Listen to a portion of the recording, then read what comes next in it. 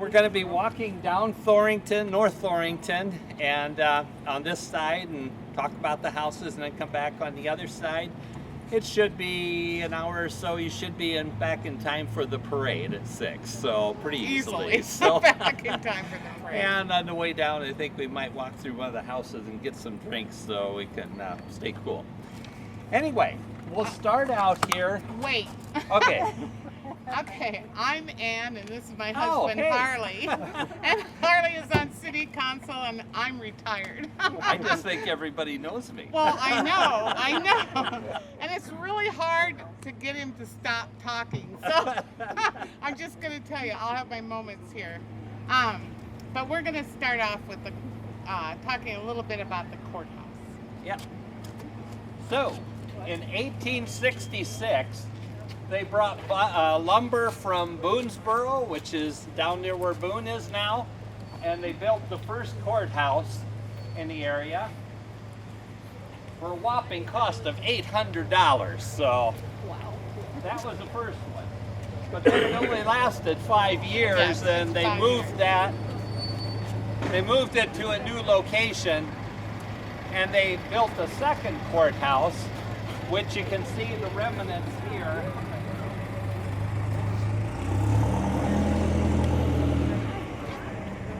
The second courthouse cost $40,000. And this piece of stone is all they have remaining from their original courthouse. Then 82 years later, they built this building, and guess how much that cost? $500,000. So it had better last a long, long time. Yeah, there we go. Okay, well, let's continue on as we talk about the street. Okay, and North Thorington was once the main street coming into Algona. So they came up Thorington. And doctors, lawyers, bankers, business people, they all put their homes along there because that was kind of the main drag of Algona. And but it was kind of the high class area, so they called it the Silk Stocking Street. And yeah, there you go. Or the richest street in town.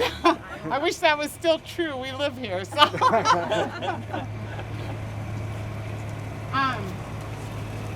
But many of the stately homes, have disappeared due to fire, different reasons. But we're going to show you the ones that remain here.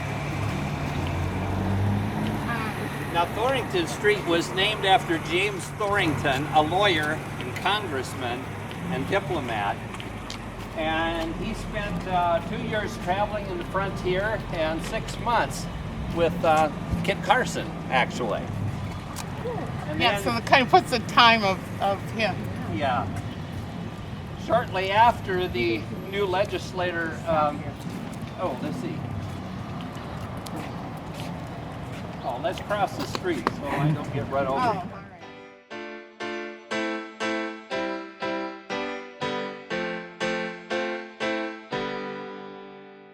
In 1854, Thorington was elected to Congress with the anti-slave Whig Party at that time.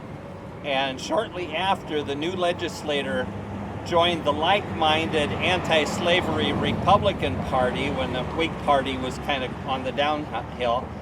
And this made Thorington the first Republican congressman from Iowa, just because he changed parties. And his greatest achievement in the House of Representatives was the passage of the Iowa Land Grant Bill for 4 million acres of federal land that was given to the states as an incentive for railroad development. And this helped Iowa develop the east-west trunks across Iowa. And the problem is, for every town that got a railroad, there were several little towns in between that didn't get one. And then sometimes Rolfe, Iowa, they knew they were going to miss the railroad by 2 miles. And so in the wintertime, they put sleds under all the buildings they had and moved them so that they'd be by the railroad. So you can see how choosing where the railroad went He Yes. won some people, but he lost some other people. So And, in the next election, he lost his election bid because of that. and Thorington, I'm an English teacher. Thorington was spelled with 2 R's, and then I don't know when it was dropped to 1 R, but maybe it was just to fit the signs. I'm not sure, but Okay, let's move on to another block up here. yeah, this is the walk part of it. Actually, some of the homes were saved during the Depression. People made boarding houses, so there'll be lots of houses we talk about that they took in boarders in order to keep the house.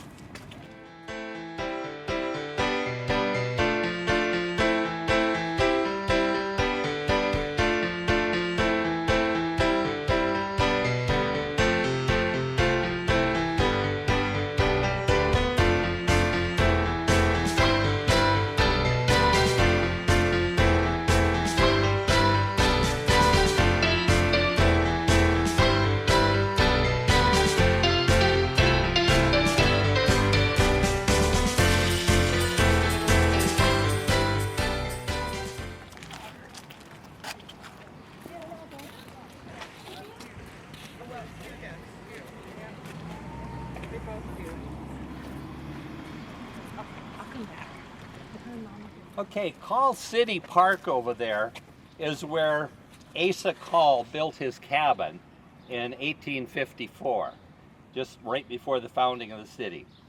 In November, he brought his wife Sarah Haggard Call, and she named the town. As the town grew, so did the family, and they had 7 children in all, and they built a wooden 2-story home on this plot that replaced the cabin. And 1884, Asa built a grand home on the location for $8,000, a goodly sum in those days. And When you consider the courthouse was built for 800, you know, 8,000 probably was quite a nice house. And both Asa and Ambrose had large, they were farms actually.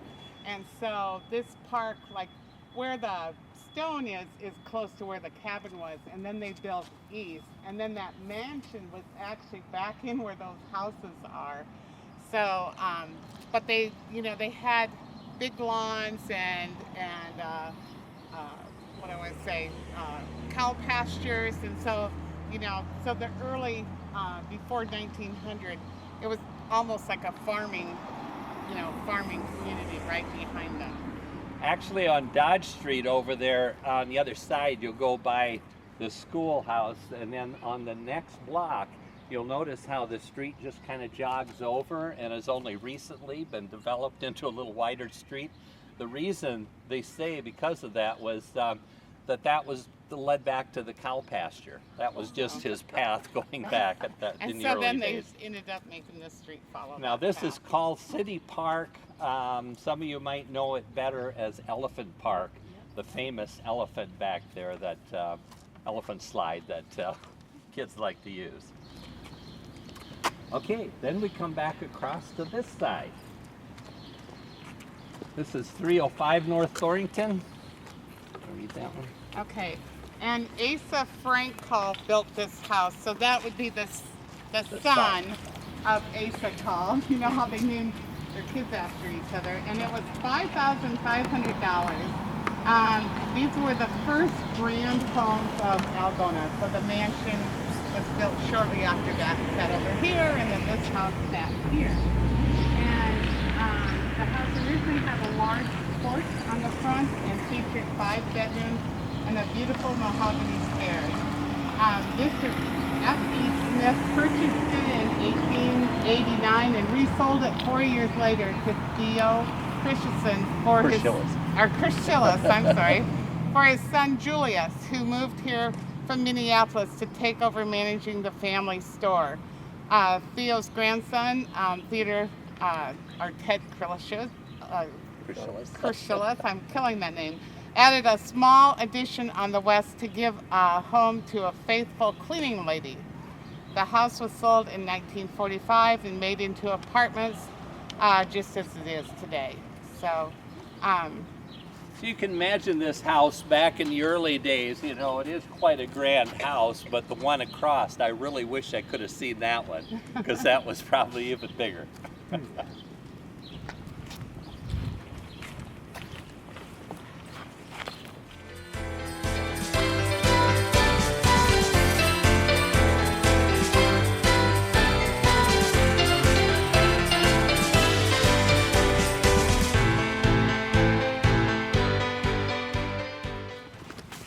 Okay, and 315 Thorington, Harley and I were happily bought it a few years ago, and we had it as an Airbnb, so if you didn't get it then, you missed it, because then we decided last October to move in, because I just love the style of the house. But they built this house, maybe I know, okay, where's the date? 1895. And so, you know, we're just getting at that turn of the century, and inside the woodwork is narrower. I mean, they're kind of changing things, and the rooms are a little bigger because it's turn of the century. And this was called the Cillis Cottage. And even when we moved here, we thought this was kind of big for a cottage, but if you look at where the door is, there was a porch there, and it actually went back where that window is. It was still porch. So there was quite a porch right there. And then on the north end, that was an open porch also. So if you start taking rooms off, then pretty soon it was pretty small. And they built it because they wanted to keep their grandkids here. And so originally their son moved in, but then they had 5 children. And so then they switched with the grandparents. So Theo Cillis, or Theo was our grandparents. And then they moved into that house with their children. And they went back and forth like that for 5 generations. So they just would swap the 2 houses depending on the size of the family. So how fun. I mean, I almost feel like I can hear those grandkids giggling about that now.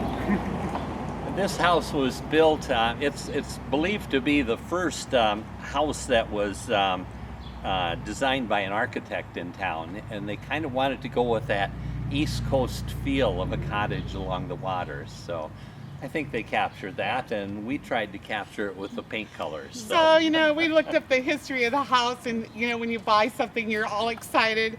And I wanted to know what color it was, because I kind of wanted to paint it back, you know. And you know, because it is cedar shingles, I thought, well, maybe they just left it to shingles.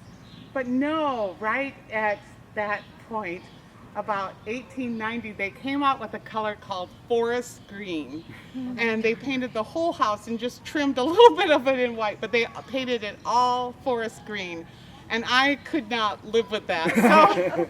So we put a band of forest green. We just trimmed with it a little bit, just as remember, this is what color the house used to be. And yeah, I guess that's all I wanted to say about it. Are those the original cedar shakes on there?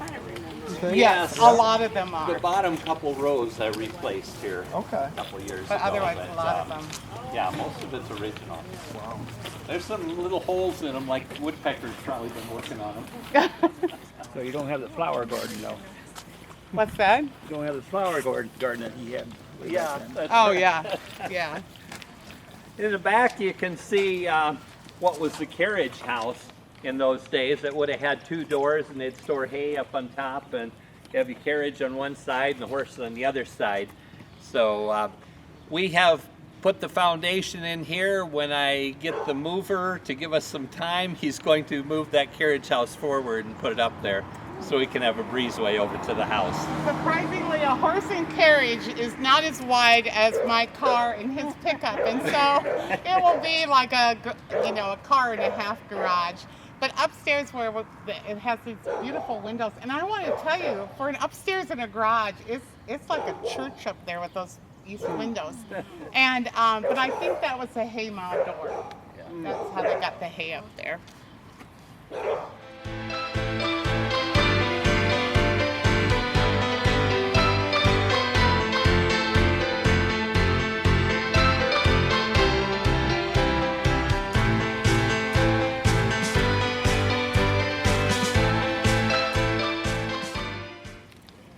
Now we're going to be talking about this 331 North Thorington, but I don't want to skip over that house entirely. That property may have originally been, we know that this house had a carriage house with it.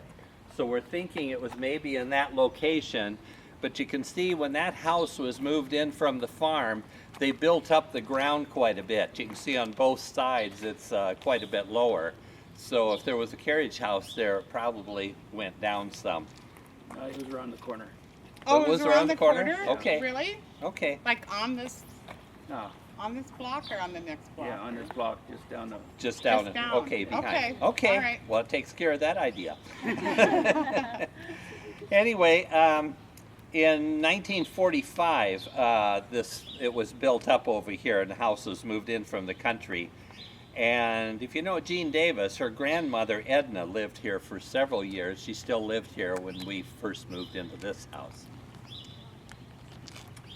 And You then moved into this house? Actually, we we used moved to in. live We in own this both house. the houses. So We- that one was a Verbo for a while, and now this one is. So we just swapped. Okay, this house, it was a very lucky house. We bought it on an auction and we really hadn't looked at it inside. And we were just gonna make, it was apartments and we were just gonna make more apartments out of it. But when I went in and saw the wood and all the architecture, I was like, oh my God, you can't turn this into apartments. And so we moved over here. We put our house up for sale and we moved here. So There was a woman that made dance costumes that lived in the Yes, lower level. yes. And she made our dance That was costumes. Ann Yeah. Clark. She lived in the basement. Yeah, from she Ann to Ann. rented out the upstairs. She made our Dance wedding Yeah. not Okay. the bridesmaid dresses. Yes, I Yeah. that's right, Yeah. If you can imagine, like they do on TV with the computers, they just move the deck off of here. Underneath there, you will still see steps going down into the back door there, where it would have been an entry to her place. Yep. Her husband's Homer. right. Yes. Yeah. And I hear that they were quite the cards. Okay. I want to quickly tell you about the original owners. It was Mr. and Mrs. Benham, and they were from England, and I think they were probably pretty well-to-do. And so he went off to fight in the Civil War, and when he came back, he built this house for his wife. Isn't that? I love that when I hear those stories. And then he had survived a wound during the Civil War, but 8 years later died from blood poisoning from the remaining lead in his body. And so, so his house sold the house to E.V. Sweding. He was he's not an attorney. He's a Broker. broker. There we you go. go. That's the word I'm looking for. And he was single. He was a little bit older, and he met the widow Johnson, and she had a daughter, May, and she was about 8 years old. But they built a nursery. They were hoping for more children, but May was their only child. And later on, when May grew up, she met Tim Harrington, who was a young attorney here in town, and the blue house over there they built for May and her husband. And Mr. Sweding wrote about how much he loved his son-in-law, and they went into business together. And that he was like a son for him, and so there's a lot of places on here where the houses, they lap back and forth family names because they moved in close to their parents or grandparents, and so you'll hear those old names. Is it a flat roof or what kind of a roof? There is a flat deck up on top, and I know it'd be nice to. And I want to put one of those widow things, Little and widow I walk bug him around all the the edge time. of And, it. and there are stairs up there. They, I know. Fireworks night, yeah. Come on. they do talk about the early owners going up on the roof and hunting elk from up there. And yeah. Wow. So Got a pretty good view. So then the house later became the Vera Apartments. Ann Clark and her husband Homer, they lived in the basement, and she was a seamstress, which you guys already know all about Ann Clark. And she was quite a character and made wedding dresses, and for quite a while it stayed an apartment house. And they were known.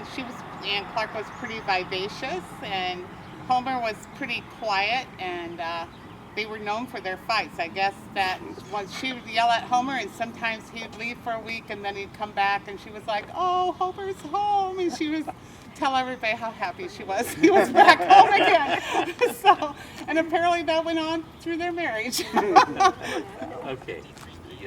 Oh, the style of the house is Italianated. And when people in wealthy people traveled, you know, in Europe, they would see like those Roman Italian houses Italian houses in Italy, and then so they kind of put Greek and Roman and Italian, and so they're called Italianated. It's like what I remember from Italy. but basically it's Roman architecture with the arches over the windows. Yeah. Okay. For anybody that's interested in that. The big window in the middle was the front door at one time. Yeah, this part of the house was built first, and then that addition shortly after. And then it was written that she had a lot of flowers, so I felt like I had to put in a big flower bed.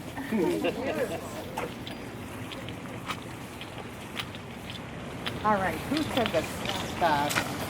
So where do you think their carriage house was? It was right here. Oh, okay, right down. Yeah. Okay. Okay. I remember playing in it. Oh my gosh. So like how late was that there? Oh, through the 60s. Really? Okay. It predates. And you'll see here, this is Sweding Street, but notice this is West Street, Sweding Street, which is only 1 block long. At one time, there was an East Sweding Street that was 1 block long also over there, but now it's an old driveway.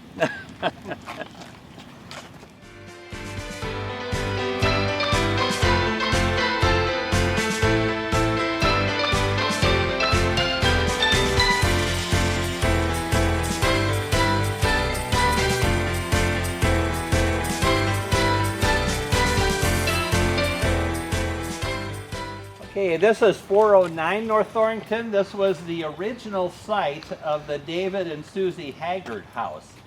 David was just a teenager when he assisted his father, one of the original surveyors of Kossuth County. In 1854, after fighting in the Civil War, he returned to Algona, and in 1881, that's when he returned. He even served as mayor in Algona in 1886. The Haggard Too Good Trust, that funds many of the art projects in town and other activities in Kossuth County, was established by 2 of David and Susie's granddaughters, Barb Haggard and Eleanor Haggard Too Good. But that's not this house. It's the one that was here before. Yeah, it was just at this location. And then their daughter, Maddie, was the only daughter of David and Susie Haggard. So naturally, she wanted to live by her parents. And so this house next door was where Maddie lived. And her husband was Falconheimr. Falconheimr, the founder of Pharmacists Mutual, and purchased the lot by trading farm ground for it. Maddie was one of the organizers of the League of Women Voters in Algona. They employed cooking and cleaning help and garden as many of the other houses did at the time. This is a 4-square classic style home that was built in 1910, and a large porch originally fronted the house. Instead of the garage, imagine a porch going Yeah, the around garage there. wasn't there, and there was a big porch in the front.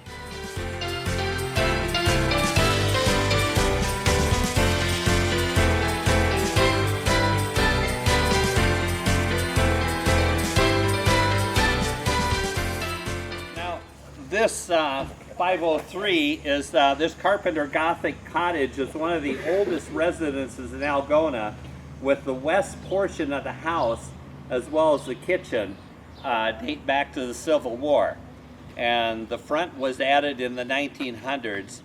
Charlie Myrtto, politician and president of the Security State Bank, purchased the house in 1912, and he is the brother of Ed Myrtto, who we'll talk about on the Oak Street corner.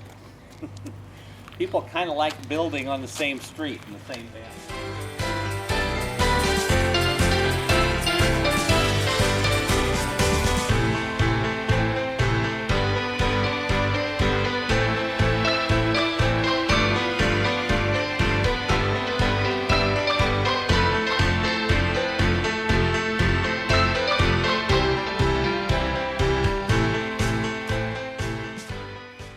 this house also is an Italian Nate house.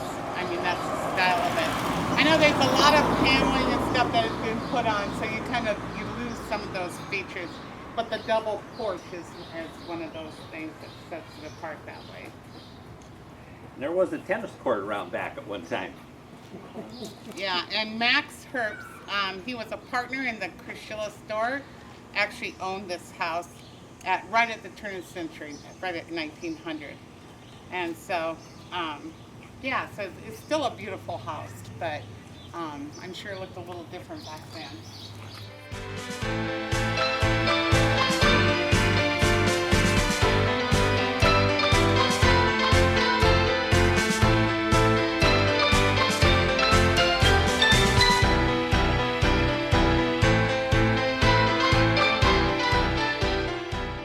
This house is a craftsman style built in 1913 by Jesse and Rhonda Bonar.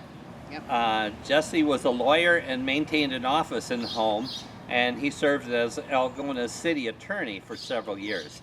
The house originally featured a porch on the north side, and recently this pergola was added and is currently owned by an attorney. So I guess it's just that kind of Made house. that little-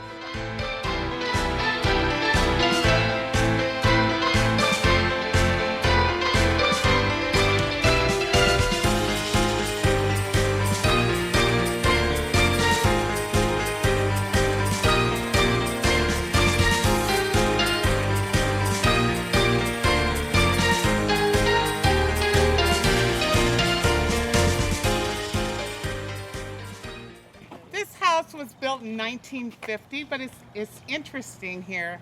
The architect really liked Frank Lloyd Wright, and currently Roger and Marjorie, is it Childers? Am I saying it right? Okay, they currently live here, and but I'm going to take you back on this lot so you can see the back of the house. One thing that Frank Lloyd Wright, he would try to incorporate nature with architecture. I'm sure a lot of you guys have studied that. So we're going to just step around. You Since we appreciate have that an more empty lot here. from the rear of the house. Yeah, so you can see it a little bit more. The different levels of the roof.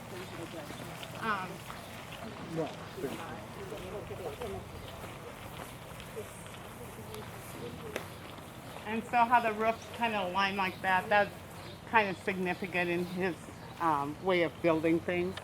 And so, yeah, so architecture should kind of blend into the beauty of it. And on Thorington, we have lots of houses that are built on this ravine, so they kind of incorporated it in. I'm going to lose those. So, all right, and we'll go around to the front. Originally, the front door of the house was right here on this corner. One thing we appreciate about these neighbors is they keep such beautiful flowers. Yes, they do have It's a always beautiful nice lawn. here. Beautiful.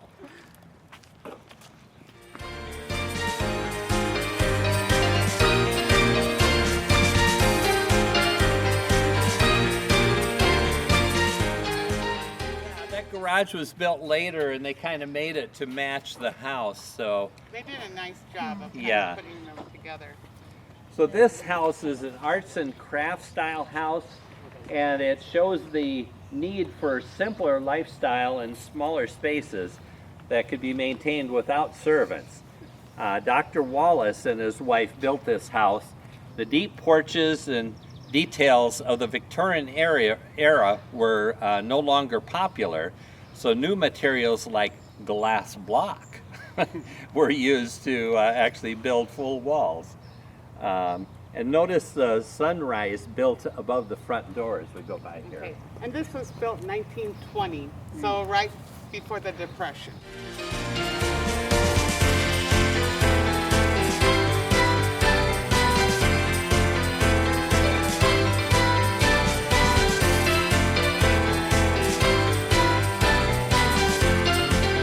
If you come this way, note the real drop-off back behind the house there. That used to be a sledding hill.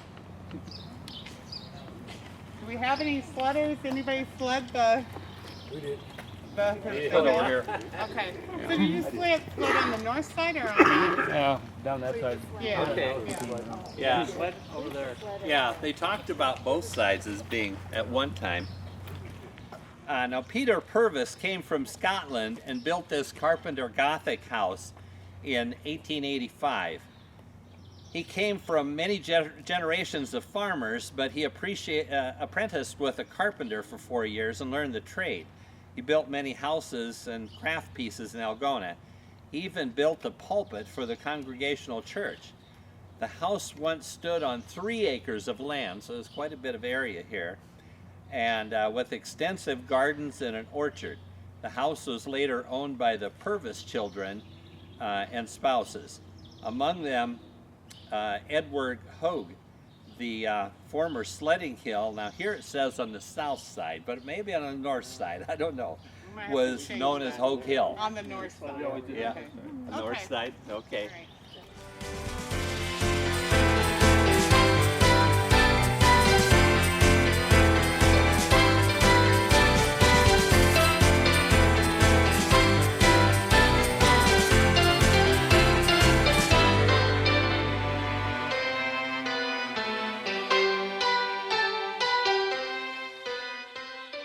All right. All right, we get So- to fill our tanks up here, so. 100, the Algona Upper Des Moines paper said that Ellers House is a cottage home after the style of Theo Cillis Cottage.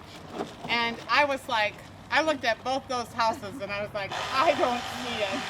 And actually what it all boiled down to was they had an architect. You got to remember that these homes were built really early. And so he had a crew of Dutchmen come in and build this house. And he said, I want the roof to look like that, The Cillis the house. Cillis house. And we kind of have that little, what do I want to call that? The hip I don't know. roof. The hip roof. And so they also have it down here. But the rest of the house is not styled at all. So I just found it humorous that it was in the paper that way. Is this your house? Okay. The house features a large, handsome porch, which is still there today. And then in 1886, William Ellers bought the Dingley Pharmacy from, in partnership with Otto Falconheimr. Ellers was from New York and was experienced in hardware. And Falconheimr worked for Dingley and was liked by everybody. Ellers' construction cost for this house was $3,000. Wow. Although he only lived here for a short time in 1908, Ellers sold the home to Joe Misbach, and he was a Proprietor of the Kraft and Misbach clothing store. For the price of $3,650, which was a bargain, and then they moved to Milwaukee. Joe married Edna McIntyre and had 2 sons, Leighton and Lawrence, and a daughter, Catherine. Leighton went on to become mayor of Algona. And the Misbachs, they just sound like a fun family. All the dad and both sons flew airplanes, and actually they kind of started the first airport. I'm not sure if it's where the airport is now, but they had the first airport here in town. So very fun. And then Catherine was known for, they owned a clothing store, and so she was very stylish.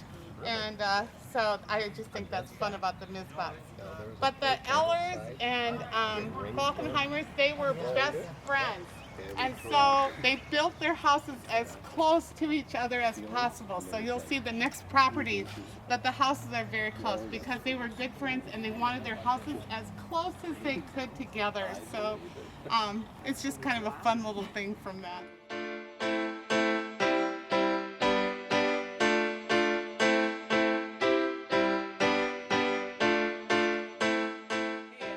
In 1886, the land was owned by Otto Falconheimr, a chemist that worked in the drugstore downtown. In 1900, he and his wife Anna built this house. The rock wall in the front here was built from the stones removed from the street when the street was put in through here. And his daughter, Helen Falconheimr Pletch, and her husband, Frank, lived here for many years. At the end of the Depression, the upstairs was converted to an apartment with its with a second set of utilities, and the stairs were moved to the front of the foyer. Later, the stairs were moved to the original location, and the second set of utilities was removed. So it's So back now to it functions as. pretty much original now. So. And then the house right next here, this is all the same property. And this house was built 1893, and I'm not sure who the owners were. It was deeded to Anna, so I'm not sure if one of their sons or nephews or someone moved into that house. But this one is 1893, and this one was 1886, 86, and 93. What did we say was the oldest one? Is it the Clark? Benham? Did anybody say that? Oh, And what was the oldest one? I didn't hear the them. Sweding house, the one, The the Clark- brick one on the corner, Okay, yeah. that's what I thought. Because that's Okay. like 1870s. We don't have the exact date, but after the Civil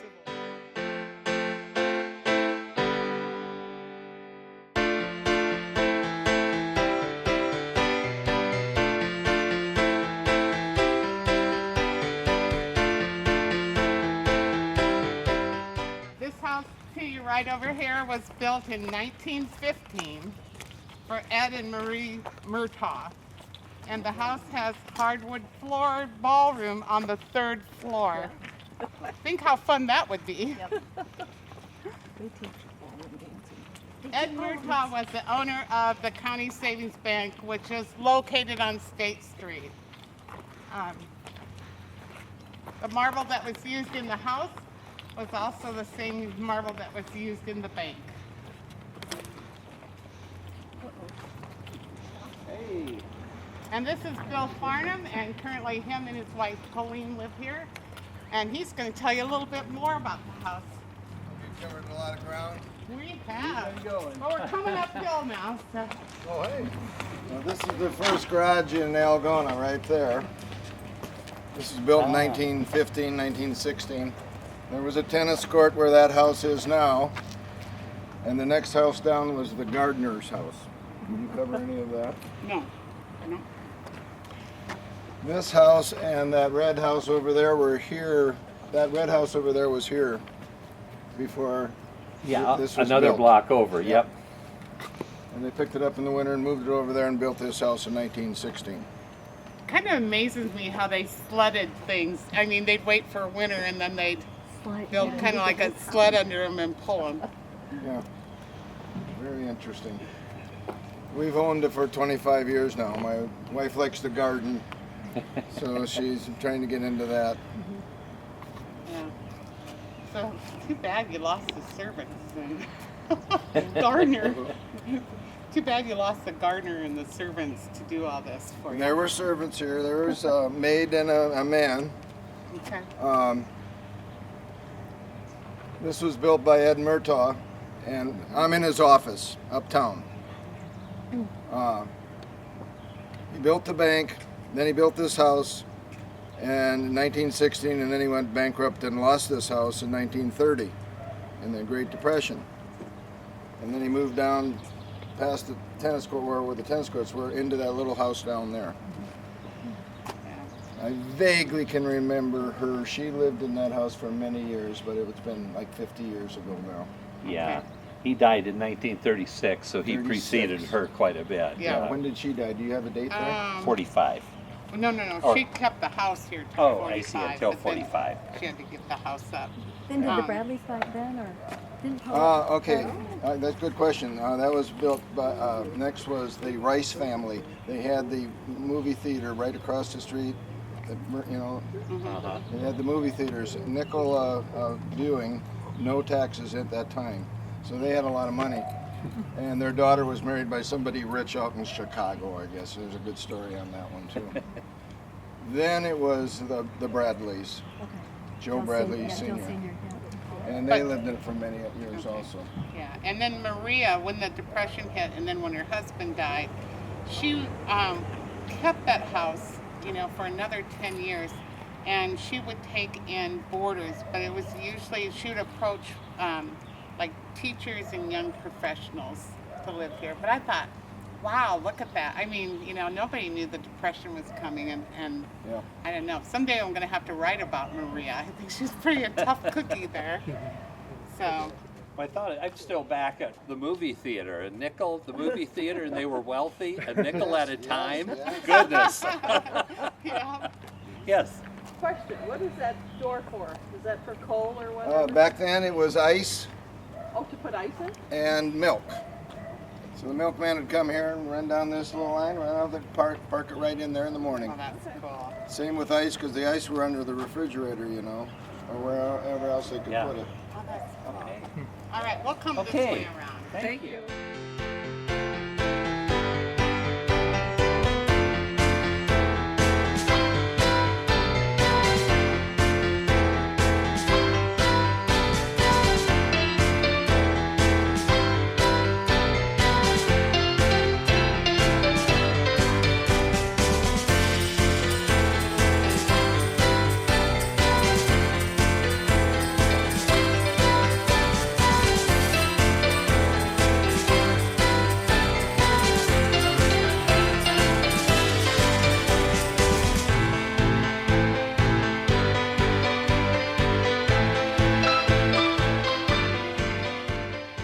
I don't know how many of you remember Bob Diekman or were Yeah. lucky enough to know him. He just died last year. But when he came back from the war, he helped his father build this house. And I asked Bob, I said, this house has a 2-car garage, and I was thinking 45, that'd be kind of a new thought to have, And he said, that's original. They built, a 2-car garage, but that was kind of forward thinking at the time.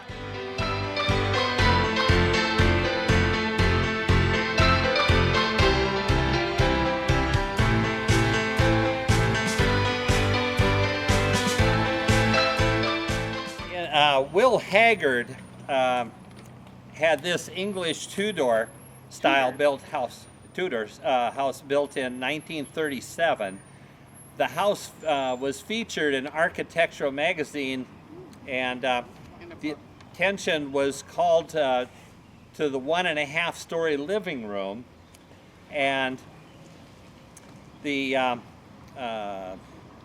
projecting at a 45-degree angle from the house. And the roof on this section of the house is carried so low that the windows are treated like wall dormers instead. So you see how they're built out there. Haggard was the publisher of the Algona Republican newspaper, a bachelor most of his life, but he married his housekeeper, Sigrid, very late in life. They're buried together in Riverview Cemetery. So if you're at the cemetery walk, you probably went by their stone somewhere. And we said that Charlie Bertha lived up here, kind of in that purplish Yeah, it's there. house there. And so Bob Diekman, if you know him, he's full of stories. And he said that Charlie would get all dressed up, and back then it was kind of, people still had carriages, and so he said that he would get all dressed up, and he had a cane that had a gold tip on it, and it had a gold handle, and then he'd have a little bowler hat, and he would walk along Thorington in the morning to head up to the bank, and when he saw a carriage or a car that had a pretty girl in it, he'd twirl his cane. And I just love that story.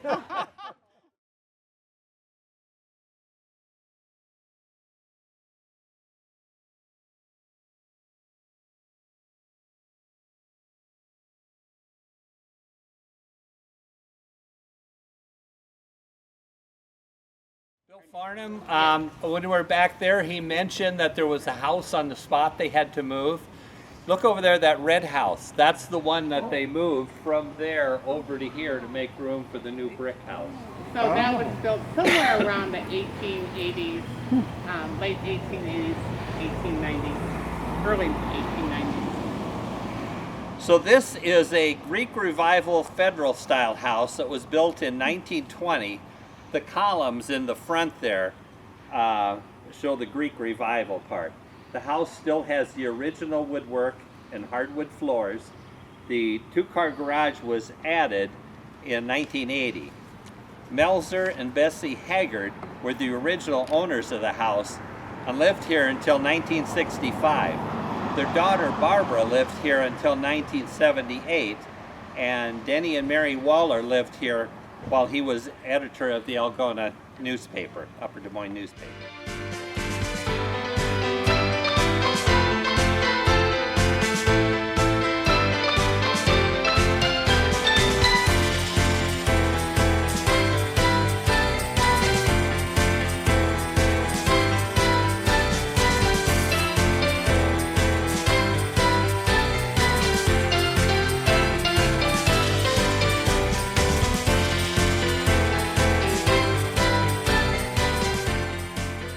In 1888, this Carpenter Gothic house was built by J.F. Nicholan, a popular local photographer at the turn of the century.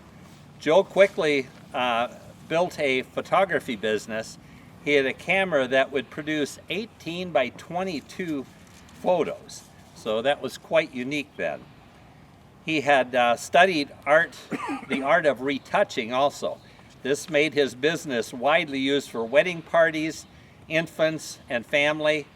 If you had a photo from that era, look for the Nicholan logo. Joe was quite handsome and married the beautiful Isabella with her long black hair.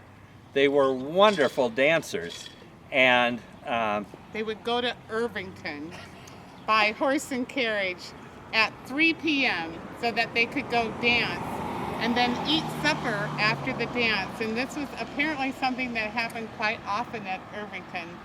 And then the dance would last all night. They would stay overnight there, and then by the morning light, they would come back to Algona. How's that for a social life? it's interesting if you hear any stories about the house and about his business, almost always they mention the beautiful Isabella. I know. So- I want to be written up in the Algona paper as a beautiful ankle. That's No. amazing. The Nicholans moved to California in 1920, and the house was first rented and then purchased by the McEnroes.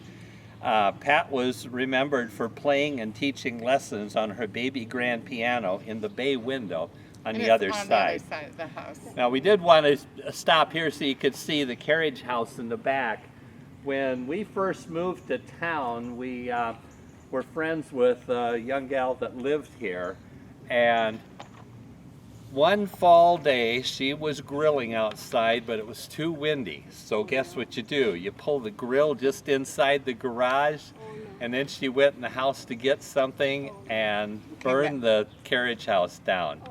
And she was kind of a history buff herself. She felt so bad that she rebuilt it as close to the original as she could.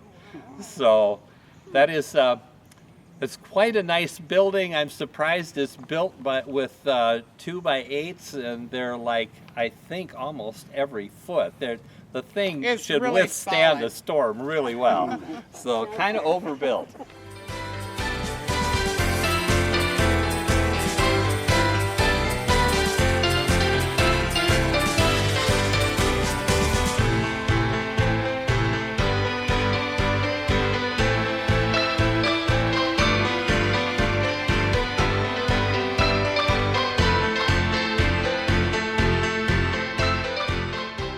This house was built in 1920 in the Greek Revival Federal style. The more simplistic design and boxiness is in response to the Victorian era excesses.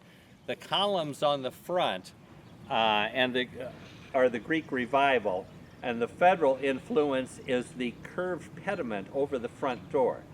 The house was beautifully built, has beautiful built-in woodwork inside, and a very nice sun porch on the side.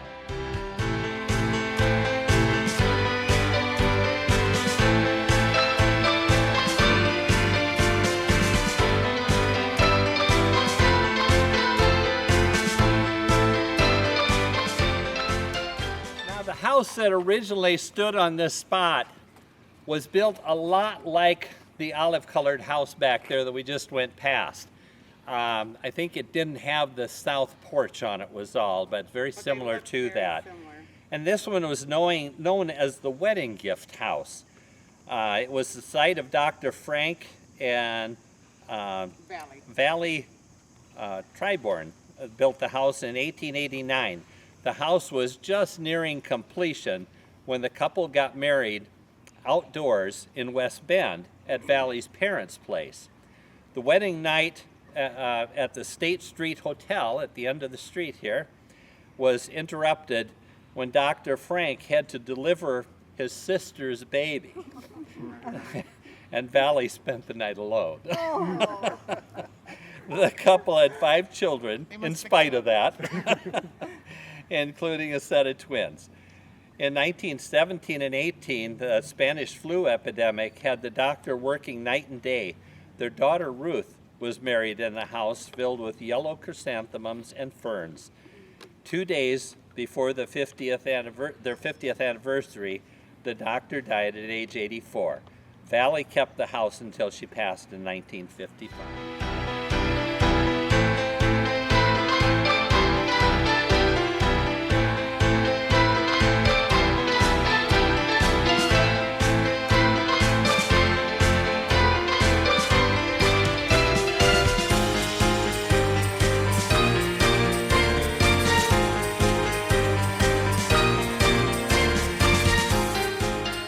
This house, we are very happy to say, has new owners. They just bought the house a month or so ago and have been working on it quite a bit to restore it. So, you know, we're really happy that somebody who's going to restore the house would do so. So It has been empty for more than 8 years, and before that, just a couple, you know, they lived in it for a year, and before that it was empty for almost 8 years. So it needs a lot of restoring, and it's just kind of wonderful to have some people that will do that. So this Victorian house features an oak foyer and an oak winding stairway, the parlor with a fireplace, and maid's quarters with a separate stairway from the kitchen. So Richard Palmer worked for the railroad and built the house. During the Depression, it became a boarding house, and postal workers from the Milwaukee line would walk up the hill. Apparently the train would stop down in the end there and walk up the hill here to stay. The bedrooms upstairs still have numbers over, so that's why hoping somebody would preserve all of that. Now recently, Darrell and Leanne Orwig purchased the house and are refurbishing it. The sandstone block house over here is sandstone block on the exterior and plaster interior. It's almost identical to one on Main Street in Birch.